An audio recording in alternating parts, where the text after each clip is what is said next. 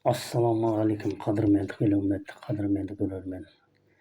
Аман есенсіздер ма? Иә. Бүгін енді мен бір теманың басын бастағалы тұрмын. Өткенде айтып өткенбіз, мынау жұмақ тозақ жайлы айтамыз деп ше. Енді 10-ға дейінгі бір темалар болып тұр. Басын бастап айтып кететін соңға дейін, жұмақ тозаққа дейінгі әңгіме. Бұғанға дейін енді өздеріңізге белгілі жан, тән, рух, соның ішінде жаңағы әруақтар мен рухтар жайлы айтып келдік. Енді бүгінгі темада мынау адам ата менен Хауа жайлы айтпақпыз. Яғни бұл жерде қозғалғалы тұрған теманың негізгі өзегі бұл мынау енді қияметтің өзі, былайша айтқанда өзінің күні менен сағаты соғуға жақын десек те болады. Енді осы жақындыққа байланысты күллі нәрсенің уже басын ашып, әркім өзінің жолын, былайша айтқанда әркім өзінің жолын ашып, өзінің қияметтік о дүниенің есіктерін ашумен қатар былайша айтқанда қияметке дейінгі жеткен амалдарының есебімен кетуге тиіс нәрселерге себеп болатын нәрсе бұл адам ата мен Хауа жайлы. Бұлар кімдер жалпылама? Одан кейінгі бір сұрақ, кәпірлерге пайғамбар келген ба? Бұл кәпірлердің пайғамбары кім деген жалпы сұрақ туындайды. Кәпірлер дегеніміз кімдер? Соңғы пайғамбар Мұхаммед болғанменен пайғамбардың негізгі бастау негізі кім? Басында тұрған өкіл кім? Енді бұл сұраққа жауап беру үшін мен енді бүгін осыған арнайы тоқталғалы отырмын. Бұл кәпірлердің пайғамбары негізінен алған кезде адам ата болып келеді. Содан кейін Хауа дейміз ғой, енді өзінің жүгімен алған кезде адам ата Хауа. Адам атадан бастау алады. Одан кейін адам деген сөздің өзінің мағынасы ұрықтан түрлеуші яки жаралушы деген мағынаны білдіреді. Яғни көпшік қожайыны, каркасный информатор деп айттым ғой мен. Ал енді кәпірлер дегеніміз кім? Кәпірлер дегеніміз мен айтып кеткен өткенде баланың атауы. Яғни біздегі пайғамбарлықтың негізгі бастауы адам атадан басталады. Неге? Бұл көпшік қожайыны болғандықтан анау цифровой кодын айтып кеткен, вы деген серия бойынша 16 саны бойынша.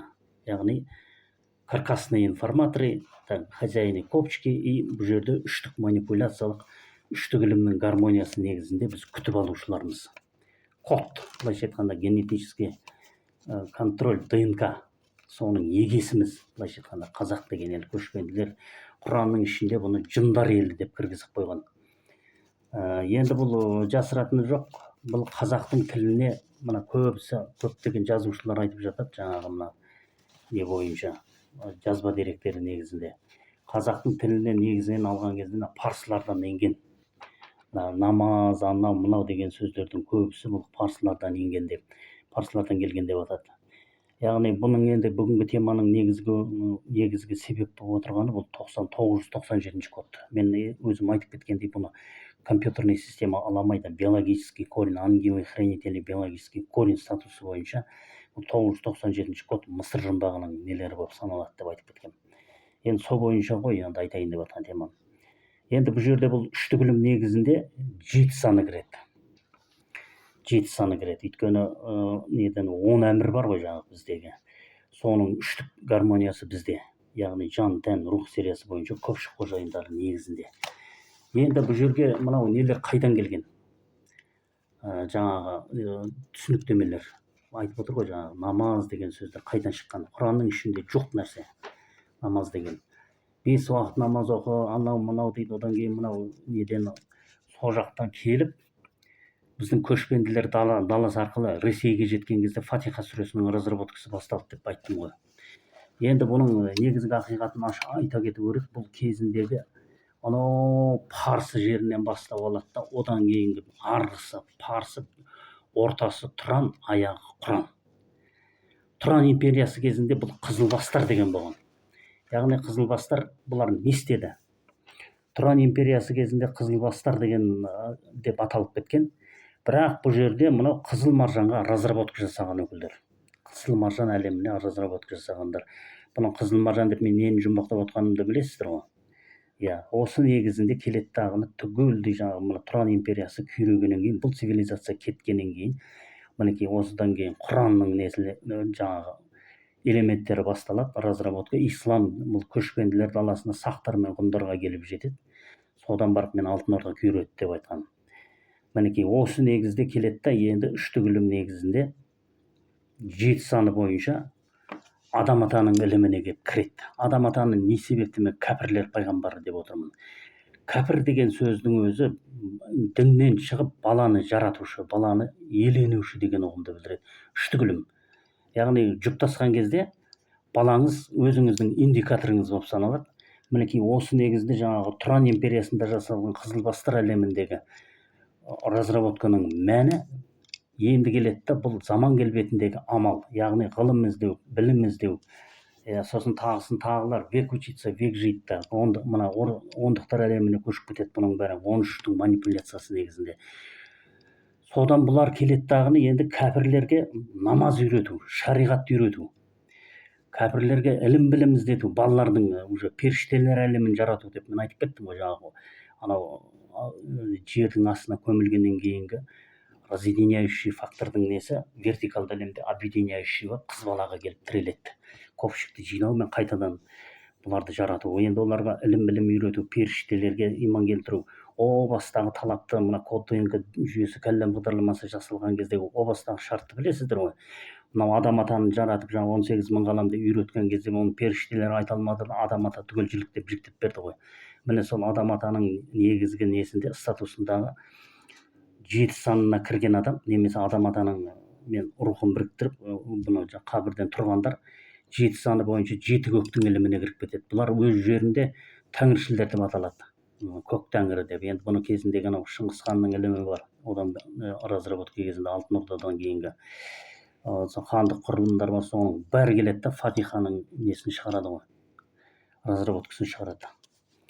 Мінекей сонда бұл пайғамбардың басы адам ата болып келеді дағыны 16 саны бойынша кетеді. Ал 13 саны бойынша Ибрахим болып келе ма? Пайғамбарлардың атасы бұл енді періштелер ғой. Мына 13-тің мәні бойынша кетеді бұлар. Бұны жаңағы мына 16-ға жиендер ғой енді. Бұны еврейлер иеленеді. Еврейлер. Хауананың конструкциялық құрылымы ғой. Сонда мына адам атаның іліміне кірген кезде 7 саны бойынша бұл жерде жаңағы 7-ні өзіне тән 7 қабат көктің несі бар. Одан кейін мына генетикалық кодқа байланысты ілім білімдер бар бұның ішінде 7 саны бойынша. Сонда мына 7-нің ішінен 7-ні былайша деп бөліп, жаңағыдай оны ілім білімнің жолына қарай таратқан кезде бұның ішінен 2 полоса шығады. 7 санының ішінен 2 полоса. Біреуі каркасные информаторы, копчика, хозяин.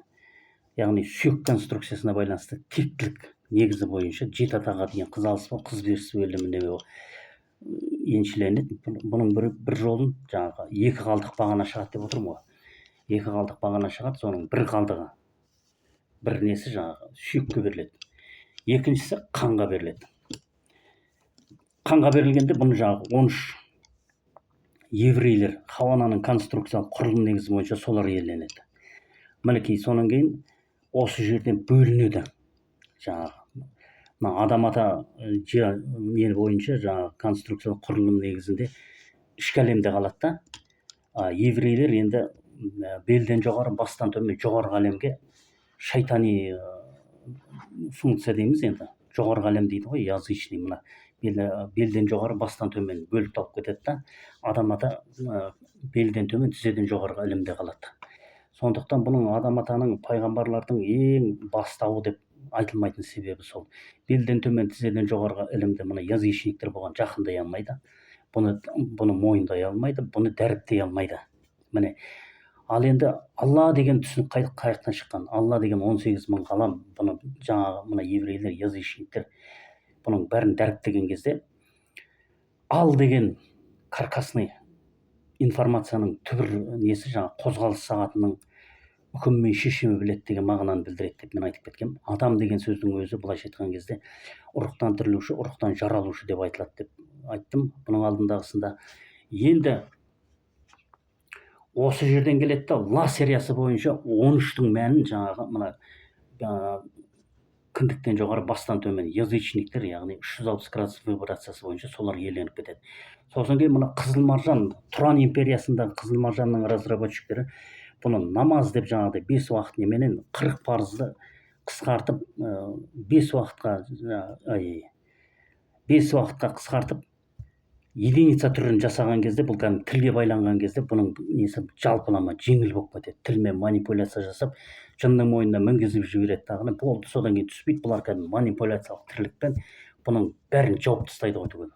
Міне пайғамбардың атасы бұл адам ата жаңағы неге дәріптелмейтін себебі сол. Өйткені бұған келген кезде бұл жерде алла деп тіліне байлап алған, енді ақиқатына келген кезде бұлардың бәрі манипуляциямен бұрмалауға түсіп кетеді түгел. Осындай мағынасы жаңағыдай. Алла деген кезде жұптасу негізі болып кетеді адам ата мен хауана, яғни әйелмен некелесіп ұрпақ жарату. Әке мен шешенің индексі ғой, бұлай измерениясы. Періштелердің өзінде солай болып кетеді. Азан шақырылып қойылған есімді берген кезде бұлар кәдімгі бәленбайдың рухы, бәленбайдың түгенбай деп кете береді жаңағыдай. Анау анадан туылған, мынадан туылған. Ал енді ықыласқа келген кезде туылмаған дейтін болса, бұл жерде азан шақырылған есімдер болмайды, тек адам деген серия ғана болады. Көпшікті жинап, рухқа жалғанып, амалдан тірілу дегеніміз осыдан келеді. Адам атаның негізгі миссиясы. Енді ал сөзінің егесі адам ата дедік.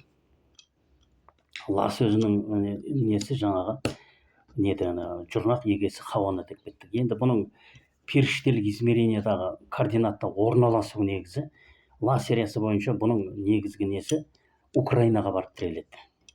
Ал деген сөздің негізгі несі бізде. Мен орыс-украин соғысында мен айтып кеткем, замыкающий сектор бізде ковшиковый замыкание бізден кетіп жатыр. Орыс-украина соғысына негізі былайша айтқан кезде қазақтар кінәлі деп мен айтып кеткем. Өйткені ақпаратты жеткізбей жатыр, таратпай жатыр. Білмейді олар әлі, оның мынандай жағдай екенін олар мүлде білмеген. Оны жеткізбеген енді кім кінәлі оған? Бәлкім мені кінәлайтын шығар, ояққа барып жеткізбедім, айтпадым деп. Мен бұл жерде ібілістер осы қимылдамай отыр деп мен айтқам. Енді мына несі адам ата хауана алла деп жаңағыдай бірге қосылып дәріптелетін болғандықтан қозғалыс сағатының үкімімен шешен біледі. Терминологиялық әдебиеттердің мән мағынасын айтқан кезде көпшікті жинаушыларға осылайша беріледі. Алла, яғни қозғалыс сағатының үкімімен шешен біледі. 18.000 қаламның таблицасымен жұмыс істеген кезде цифровой мәнмен жаңағыдай серік қоспай, ортақ келтірмей, көпшік записыменен ұрпақ жарату мәселесі осыдан келіп туындайды. Жаңағы Иса ілімі негізінде мен айтып кеттім, ана Исаның жалпылама болмысы Мариям сүресі негізінде енгізілген Құранға. Мінекей мына 40 парыз деген қайдан шықты десек, мынау мінекей нөлдің өзі 4-ке бөлінеді. Көріп тұрсыздар ма? Мінекей Інжіл, Забур, Таурат и Құран. Енді бұнаның өзі 4-ке бөлінеді да, бұл нөлдік шаблон болып саналады. Нулевой уровеньнің шаблоны микрокосмостық ілім 40 парыз болып саналады. 40 парыз деп бекітіледі. Өйткені 4-еуі де микрокосмостық немен тұр. Яғни микрокосмостық немен Мариям сүресінде Құранның ішінде бұның бәрі бар. Сосын кейін бұлар келеді нөлдік шаблонды құрайды. Сонда мына 40 жасқа келгенде не себепті пайғамбарлық уахи етіліп, 40 жаста жаңағыдай осындай әңгімелер не себепті келеді адамға. 40 жасында не себепті уахи беріледі. Өйткені бұл нөлдік шаблонның, нөлдік уровеньнің шаблоны деп айтамыз. Нөлдің өзіне тән 4-ке бөлінген шаблоны болып саналады. Ол ана жаңағы христиан, буддист деп оны разборға язычниктер ғана оны талқандайды. На самом деле бүтіндікпен алатын болса, бұл кәдімгі шаблон. Мысалы үшін 13 деп неге айтылады? 13-тің де мына нені білесіздер ғой, анау Евклид деген канал бар. Соның ішінде Бауыржан бет анау неше сол нені жүргізеді ғой жаңағы. Логарифмдік бұрыштардың шаблоны 1,13 па? 1,13 қой деймін. Сол жаңағы қималардың былайша айтқанда шаблоны болып саналады. Мінекей мынау да тура сол сияқты. Бұл ешқандай өзгермейді, ешқандай қандай да бір неге келмейді. Нөлдік уровень планетаның жалпылама былайша айтқанда глобустық масштабтың нөлдік шаблоны болып саналады. Мінекей мына соның ішінде жаңағы 40 парызбенен адам ата хауана осыны иеленеді. Бүткіл ненің бәрі осының ішінде түгел. оны жаңағы тәуратты анау жаңағы бұтқа табынушы анау креске шоқынушы деп оны язычниктер ғана бұған жақындай алмайды, ал былай 18.000 ғаламның темасы бойынша бұлар кәдімгі осының ішінде тұр, осы шаблонмен микрокосмос болып жүйеленіп тұр. Енді айтып кеттік қой біз жаңағы несі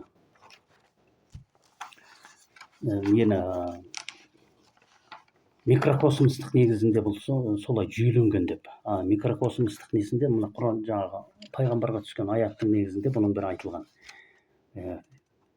Мінекей енді оқылу жолы, сосын практиканың бағыт бойынша мына былайша айтқанда амал ету жолы практически мына үштік үйлесімділік гармониясымен бізде бұл жаңағы жын сүресімен кіргізіп қойған Құранға 1361 13 жаңағы мына еврейлердің коды десек те бұл кәдімгі негізгі шаблон. Жаңа мен айтып кеттім ғой, мұндағы 0-40 парыздың сондай бір өзгермес шаблоны олда. Жаңа 1,13 қималар, голографиялық, призмалық қима не деп қой. Солардың негізінде жасалған кәдімгі формулалық шаблон. Бұлар жаңа еврейлердікі, жиендердікі, мына 16 біздердікі. Ал бұл ешқашанда дәріптелмейді. Жаңағы Алла деп берген жаратушы деп. Бұлар жаңағы мына Құранның жалпылама несін. Енді жаратушыны бұлар енді қалай іздеп жүр? Қаяқтан іздеп жүр? Неге оны көкке шығарып жіберді? Неге оны жердің астынан іздеп жүр? Көрдіңіздер ме? Енді жаратушы дейді, бұл енді тілге байланған дүние ғой. Ал енді көпшікке келгенде бұлардың бәрінің аяқтарына тұсау түсіп, ауыздарын буған өгіздей болып қалады деп ойлайды. Ешқайсысы ешқандай ақиқатты айта алмайды. Оның егесі қыз бала мен ер бала екенін, адам ата мен Хауаны жаңағы мына нені былайша айтқанда өздеріңіз былай ойлап көріңіздерші. Айталық немере бағып отқан үйдегі, әсіресе бұл қазақтарға қатысты, Азия белдігіндегі адам дейтін сөзді айтатындарға қатысты. Немереге бағып отқан атаңы азан шақырылып қойылған атты алып тастаңдар. Сосын оған апарыңдар да, оның ата деген статусы қалады ғой. Оған апарыңдар да осы адам деген ұғымды апарып тіркеңдер. Мінекей сол кезде адам атаның рухы тірі күні бүгінге дейін. Енді пайғамбарлықтың несі қайда? Пайғамбарлықтың категориясы қайда? Бұл категория мына Құранды жаттап алған қарилер бар емес пе? Мінекей қиямет күні бұлар осылардың пайғамбарлардың статусына теңестіріледі, қарилар. Міне бұлар да тірі. Бұлар да тірі жер бетінде. Бұлардың рухы мінекей күні бүгінге дейін жетті. Қарилер бар ғой қазір араларыңызда, көріп жүрсіздер. Мінекей солардың бәрі пайғамбарлық статуста жүргендер. По плюсу былайша айтқанда намазды үйретіп, шариғатты үйретіп, кәпірлерге намаз үйрет деп айтқаннан кейін бұлар кәдімгі жанын салып кірісіп, шариғат, тарихат, мағрифат, былайша айтқанда солардың бәрін үйрету жолында амал етіп жатқандар. Енді олардың бәрін шариғат, тарихат, мағрифатта ол анау жаңағы мына қарилер үйрете алмас. Өйткені олар разработкадан өткен жоқ қой. Разработкадан өткенде періштелер иман келтіру дейді. Періштелер иман келтіру категориясы бұлар бөлек. Періштелердің қайдан шыққанын, қаяқтан шыққанын айттым ғой өткенде. Яғни жердің астында разъединяющий факторда, енді жер бетінде объединяющий фактормен үйлестіру. Бұл жерде жаңағыдай серік қоспау, ортақ келтірмей, Иса әлемі менен қыз балаларды құтқару жолындағы дүниелер. Бұларды періштеге иман келтіру дейді, жеті иман. Өлгеннен кейін қайта тірілуге сену дейді. Бұның бәрі мына адам атаның өзінің кәдімгі ілім білімінде салынған дүниетанымдар. Ал енді соңғы пайғамбар Мұхаммед пайғамбар болғанымен алғашқы пайғамбар бұл адам ата, бұл өз мәнінде, өз дәрежесінде дәріптелмейді. Бірақ Алла деп оны жаңағыдай бүткіл галактикалық модульмен аспаннан іздеп, жерден іздеп, оны жаңағыдай қоптырматыл көпірмесі сідік сорпа жасағанша, одан да реальный бағытпен өзіне қарай бағыштасаңдар, сол дұрыс болар еді. Өзіне қадап айтсаңдар. Мінекей мынау деген қазақ деген ел, осы адам атаның былайша айтқанда содан жаңағы айтып кеттік қой, көпшік ілімі 7 саны бойынша каркасный информатордың періштелер екен ғой деп. Мінекей осыған реальный түрде жақындасаңдар әңгіме басқаша болар еді. Ал енді оны аспаннан іздеп, жердің астынан іздеп, бүйту керек деп манипуляция жасасаңдар, бұл деген уже былайша айтқанда тіршіліктің о бастағы шартын бұзған болып саналасыңдар. Неге? Басында айтты емес пе періштелерге, сендер мына адам атаға мінекей иіліңдер, сәжде қылыңдар, қызмет етіңдер деп. Міне сол вопрос бойынша енді мына қияметтік сұрақтың былайша айтқанда жолдарын бастаған кезде бұның жолында не бітірдіңдер, не қойдыңдар? Мінекей осының сұрағы келді. Мына кезінде жаңағы Тұран жерінде парсылардан кейінгі қызылбастар әлемінде разработка жасағанда бұлардың бәрі де ту көтеріп, мінекей осы туға түскен таңбаның негізінде мына 9-шы измеренияның нелері шығып отыр. Енді мен осыны айтып отырмын ғой. Енді мінекей ту көтеріп келесің дейді. Ту көтеріп келгеннен кейін осыдан түскен таңбалар негізінде біз ары қарай кетуіміз керек. Енді бұғанға дейінгі бітірген шаруаларың ондай нәрсеге жетпесе болды уже. Бұның мен жалпылама несін айттым. Енді возвращение к Аллаху дейді. Аллахқа қайтып оралу. Күллі әлемдеріңе қайтадан біз ары қарай кетіп, ары қарай дамудың жолында емес, уже кейін қарай қайтудың жолын қарастырамыз. Так, тағы не бар еді айтылатын? Так, адам ата. Енді бұл жерде мынау несінде айтылады. Мына несі үштік ілім негізінде 7 саны жан сериясына жалғанғанда дейді. Так, енді бұл жерде жалпылама несі, мына қиямет күні бұрынғылар кейінгілердің арты болады дей ма? Бұрынғылар кейінгілердің арты болады, кейінгілер бұрынғылардың алды болады дейді. Бұл неге? Міне тура осы негізде айтылып отыр. Адам ата егер ол жаңағы кәпірлердің пайғамбары, жұптасқан жұптық жаратушы амал иелерінің пайғамбары ретінде бұл пайғамбарлықтың басы болып келеді, 16 саны бойынша. Ал енді Мұхаммед пайғамбар бұл 13-тің мәнінен шығады, пайғамбарлардың соңы болып келеді.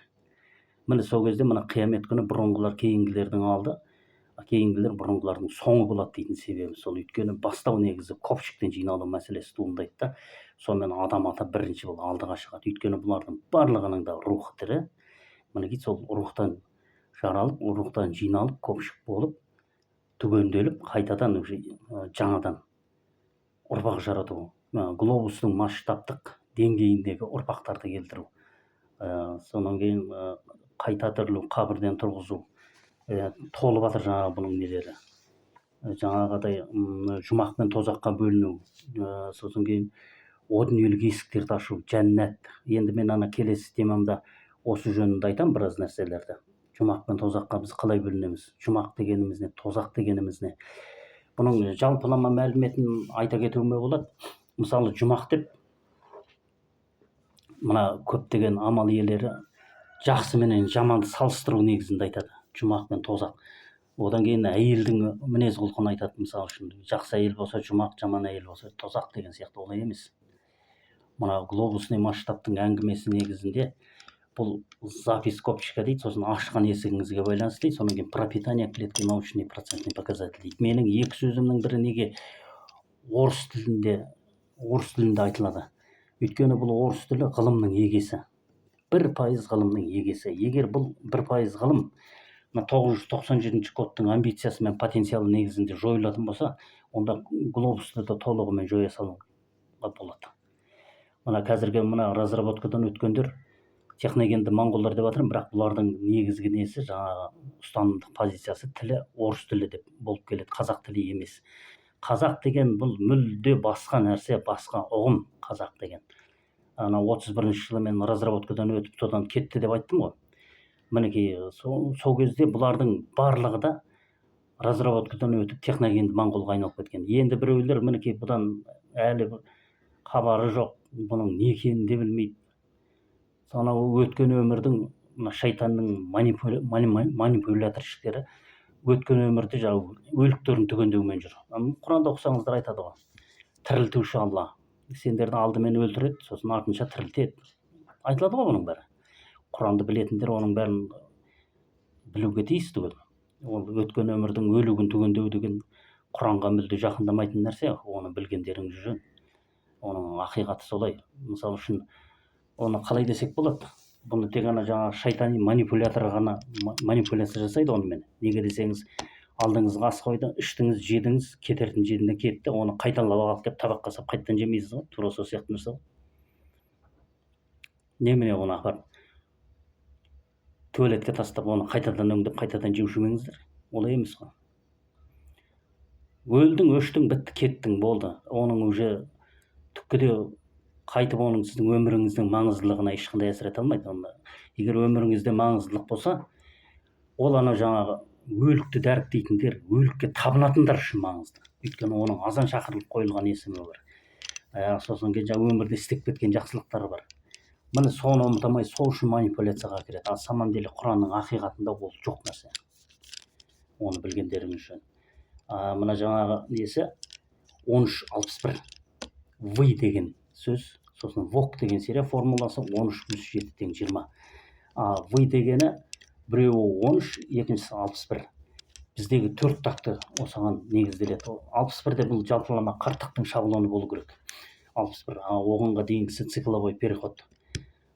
Переходта жаңағыдай деп берілген.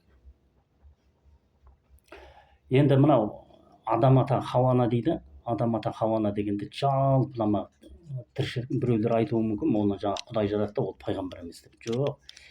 Пайғамбар болғанда бұл кәпірлерге келген пайғамбар деп айттым. Баланың егесі, жаңа немере шөбере өсіріп отырып, соған жаңа несін алып тастап, оған статусты тіркеген кезде адам ата деген, мінекей өзіңізбен бірге өмір сүріп жатыр ғой. Мінекей әсіресе мына қазақ деген елге байланысты. Адам ата жалпылама бұл қазақтың жерінде болған өкіл ғой. Мінекей күні бүгінге дейін біздің тілімізде байлаулы адам деген сөзді қолданамыз. Осы қазақтар ғана айтады адам деген сөзді. Арабта уже еврей деген уже ол былайша айтқанда Хауананың конструкциялық негізінен тарап кеткен өкілдер ғой. Ал адам ата бұл өзімізде қалды. Мінекей осындай нәрсе. Енді одан бергіде мына қызылбастар, сосын кейін қызыл маржан разработчиктер ретінде бұл айтылмайды. Мінекей сол себептен де қазіргілердің көбісі мына мешітте болсын, басқа жерде болсын, тек қана сол жаңағы Алла деп дәріптей береді, бірақ ақиқаты айтылмайды. Алла 18.000 қалам деп жаңағы анау көзіне көрінген күні бар, айы бар, жері бар, бұлттың үстінде, жердің астында деп түрлі голограммалық түрлі жаңағыдай шатасулар мен адасуларды тықпалай береді. Негізінде ақиқаты бұл жаңағыдай. Айттық қой енді мына көмілген көпшіктің разъединяющий факторын егесі Хауана, былайша айтқанда құрсақ бағдарламасы, кәлла бағдарламасы жасалған деп айтып отырмыз ғой. Мінекей сонда мына қыз баланың жәннаттық болатыны, оның глобустық масштабтағы орны хор қыздарына иман келтіру. Яғни ояқты хорлай бермейсіздер, уже хор қыздар арқылы иман келтіру. Яғни передача к общей конструкцию, дистанционная трансформация, бесконтактный плотство, туылмаған. Сосын бұл жерде нөлдік сауап, ондық сауап, жүздік сауап, мыңдық сауап дегендер бар. Бұларда жаңағыдай рухқа жалғанғандардың ішінде.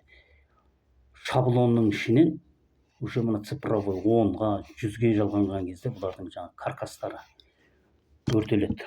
Қабірден тұрғызылып, рухынан тірілтіледі, жұмақ пен тозаққа қарай жөнелтіледі. По записам копшик. Ал бұл жерде жаңағы бәленшенің рухы жұмақта жүр, тозақта жүр деп қолданатын себебі, бұл жерде азан шақырылып қойылған есімдер болмайды. Сосын дүние зікірі алынып тасталынып, исламды қабылдаған кезде осы тақтылар жұмыс істейді. Бұл жерде мемлекет деген нәрсе жоқ. Мен сіздерге айтқам. Мемлекет деген жүйе жоқ. Уже жаңағыдай анау құжаттамалық тәсілменен сіздерді шақырып алады. Білгендеріңіз істейді, манипуляция жасайды, қандарыңыз ішеді, сөлдеріңіз шығарады, өздеріңіз лақтырып тастайды. Бұл уже мемлекет деген системаға келмейді. Бұл кәдімгі мына қазір қияметтің тәртібі бойынша жындар мен шайтандар амбициясы болып саналады, соның потенциалы. Кімге ақша керек, уже жекелей банк қойып қойған. Кім жаңа мемлекеттік не деп манипуляция жасалса, не істеген? Бұлардың мүддесін түгелдей жекеменшікке сатып жіберген. Жекеменшік мүддедегілер сіздерге жауапты емес. Мінекей сондықтан бұны жындар мен шайтандар ісі дейді. бірінші алла тағала өзінің атымен жақындаса, екіншіден оны жындар мен шайтандар ісі қалды деген кезде мінекей тура осы нәрсеге шығады алдыларыңыздан. Сіздерді күршекке іліп қояды, кредитке байлап қояды, сосын кейін болды соны іздеп жүресіңдер. Дүние зікірін жасап, жерді қаңғып кетесіңдер. Мына ұрыққа жалғанып, көпшіктен тірілтіп, ол жұмақ пен тозақта өмір сүру деген әлі миларыңызға да кірген де жоқ бұл әлі. Бұл әшейін бұны біреулер айтып жатыр, өздеріңіз көріп жүрсіздер, ертегі деп жүр ғой. Түсіндіңіздер ғой? Бұны ертегі деп жүр әлі. Мінекей осындай нәрсе. Так. Ал енді келесі сабағымызда біз жұмақ пен тозақ жайлы айтамыз, оның нақты несін басын ашып айтамыз. Сау болыңыздар.